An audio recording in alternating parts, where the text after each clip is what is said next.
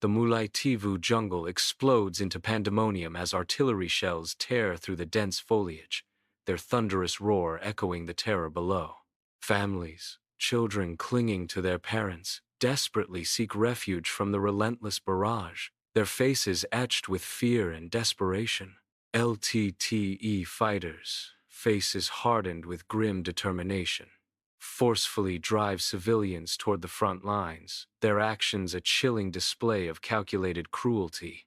The jungle air vibrates with the cacophony of screams and explosions, a symphony of suffering that underscores the depths of human despair.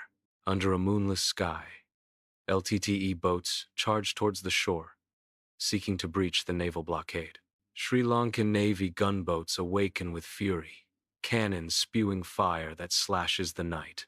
Suicide bombers detonate near army positions, ripping through defenses in a storm of destruction. A Sri Lankan soldier shouts amidst the chaos, "Hold the line, don't let them through." In the heart of the jungle, Prabhakaran, sweat-streaked and weary, pushes forward, his loyal bodyguards forming a protective ring around him. The ominous sounds of pursuit intensify, signaling imminent danger.